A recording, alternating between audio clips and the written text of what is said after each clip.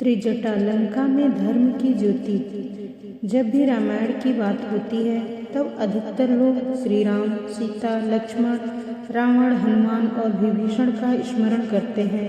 लेकिन इस महाकाव्य में कई ऐसे पात्र भी हैं जो अपनी भूमिका से धर्म और करुणा की नई परिभाषा गढ़ते हैं। इन्हीं में से एक थी त्रिजटा, लंका की राक्षसी, जो होते हुए भी माता सीता की सच्ची हितैषी बनी। रामायण की त्रिजटा एक राक्षसी थी जिन्होंने रावण की सेना में सीता की देखभाल की थी।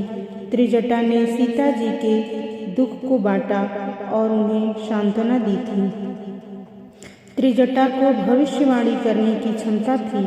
उन्होंने लंका के विनाश और रावण के पतन की भविष्यवाणी की थी। त्रिजटा राम भक्त विभीषण की पुत्री थी। इनकी माता का नाम शर्मा था। त्रिजटा रावण की भात्रजा थी, यानी भाई की लड़की थी। त्रिजटा राक्षस कुल में जन्मी थी, लेकिन इनके अंदर ममता कूट कूट कर भरी थी। त्रिजटा ने सीता जी का ध्यान रखा था।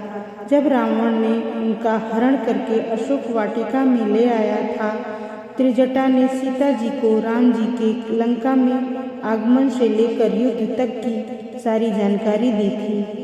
रावण की मृत्यु के बाद विभीषण लंका के राजा बने और त्रिजटा ने विभीषण के दरबार में सम्मानित स्थान प्राप्त किया। एक राक्षसी है जिसे लंका के राक्षस राजा रावण द्वारा अपहरण कर ली गई सीता की रक्षा करने का कर्तव्य सौंपा गया है। क्यों उसे माता सीता से सहानुभूति थी। त्रिजटा रावण की नगरी में एक ऐसी राक्षसी थी जिसका जन्म तो राक्षस कुल में हुआ था, लेकिन उसका हृदय देवियों के समान पवित्र था। वह रावण को दुष्ट व पापी समझती थी। वह भगवान विष्णु में विश्वास रखती थी। ऐसे में एक प्रश्न यह भी उठता है कि त्रिजटा पिछले जन्म में कौन थी। त्रिजटा मुख्य साध्वी राक्षसी प्रमुख थी। मंदोदरी ने सीता जी की देखरेख के लिए उसे विशेष रूप से सुपुर्द किया था। वह राक्षसी होते हुए भी सीता की हित चिंतक थी। रावण के बाहर होने पर लंका की सत्ता मंदोदरी के हाथ में थी तथा मंदोदरी ने सीता के साथ रावण को महल में प्रवेश की अनुमति नहीं दी। विभीषण की पुत्री त्रिजटा ने अपने स्वप्न के विषय में कहा कि उसके सिर मुड़े हुए हैं, बीसों भुजाएं कटी हुई हैं। इस प्रकार से वह दक्षिण यमपुरी की दिशा को जा रहा है और मानो लंका विभीषण ने पाई है। लंका में श्री रामचंद्र जी की जयकार हो रही है। तब प्रभु ने सीता जी को बुलावा भेजा है।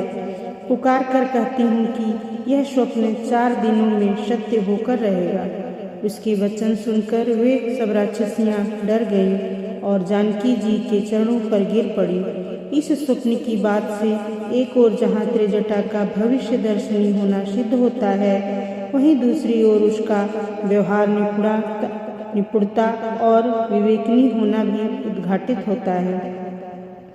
भय दिखाकर दूसरे को वशीभूत करने वाली मंडली को उसने भावी भय की सूचना देकर मनोकूल बना लिया। प्रत्यक्ष वर्जन में तो राजकोप का डर था, अनिष्ट की संभावना थी। उसने उन राक्षसियों को साक्षात भक्ति रूपा सीता जी के चरणों में डाल दिया। यही तो भक्तों संतों का स्वभाव है। लंका कांड के युद्ध प्रसंग में त्रिजटा की चातुरिकता का एक और विलक्षण उदाहरण मिलता है। राम रावण युद्ध चरम सीमा पर है। रावण छोर युद्ध कर रहा है। उसके सिर कट कट करके भी पुनः जुट जाते हैं। भुजाओं को खोकर भी वह नवीन भुजा वाला बन जाता है और श्री राम के मारे भी नहीं मरता। अशोक वाटिका में त्रिजटा के मुंह से यह प्रसंग सुनकर सीता जी व्याकुल हो जाती हैं। श्री रामचंद्र के बाणों से भी नहीं मरने वाले रावण के बंधन से वह अब मुक्त होने की आशा त्याग देने को हो जाती है। त्रिजटा को परिस्थिति बस अनुभव होता है। वह सीता जी की मनोदशा को देखकर फिर प्रभु श्री राम के बल का वर्णन करती है और सीता को श्री राम की विजय का विश्वास दिलाती है। त्रिजटा ने कहा, राजकुमारी सुनो, देवताओं का शत्रु रावण हृदय में बाण लगते ही मर जाएगा, परंतु प्रभु उसके हृदय में बाण इसलिए नहीं मारते कि उसके हृदय में जानकी जी आप बसती हैं।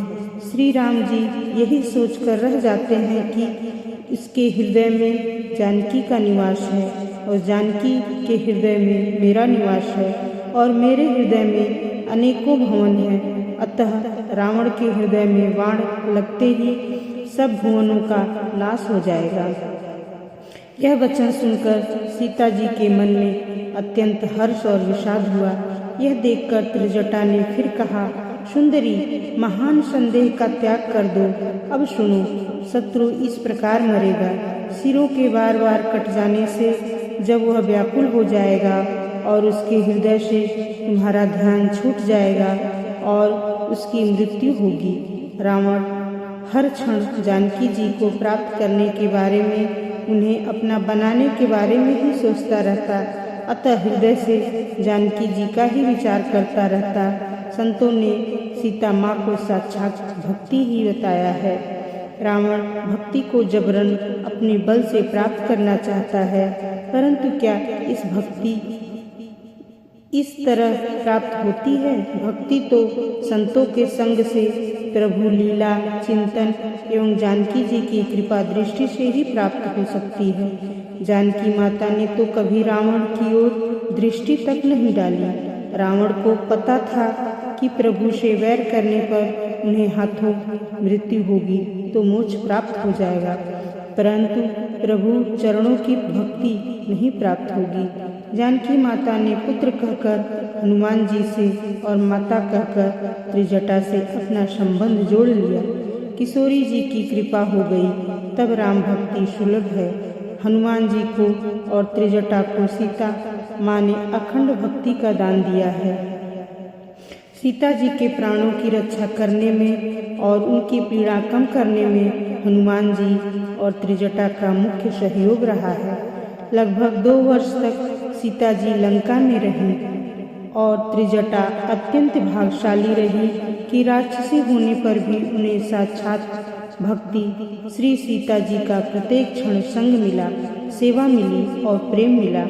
भगवान के पास देने के लिए सबसे छोटी वस्तु कोई है तो वो है मोक्ष, और भगवान के पास देने के लिए सबसे बड़ी वस्तु कोई है तो वह है भक्ति।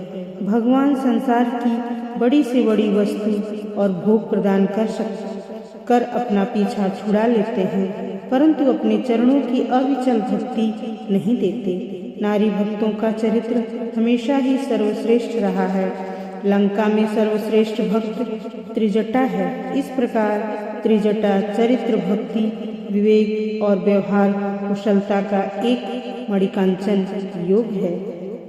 रामायण केवल युद्ध की गाथा नहीं, बल्कि चरित्रों की गहरी मनोवैज्ञानिक और आध्यात्मिक यात्रा भी है।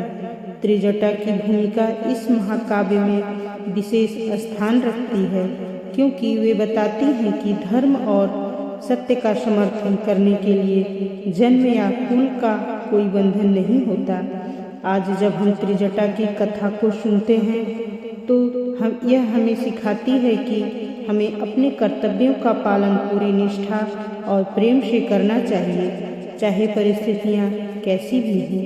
एक राक्षसी होते हुए भी उन्होंने दिखाया कि सच्ची भक्ति और प्रेम से बड़ा कोई धर्म नहीं होता है। त्रिजटा लंका में जलती धर्म की ज्योति, जो अंधकार के बीच प्रकाश बनकर चमकी है। तो मित्रों, यह थी त्रिजटा की कहानी, लंका में धर्म की ज्योति। अगर आपको यह कथा पसंद आई हो तो लाइक करें, कमेंट करें और हमारे चैनल को सब्सक्राइब करना न भूलें। अगली बार हम रामायण की एक और अनसुनी गाथा लेकर आएंगे। तब तक के लिए धन्यवाद।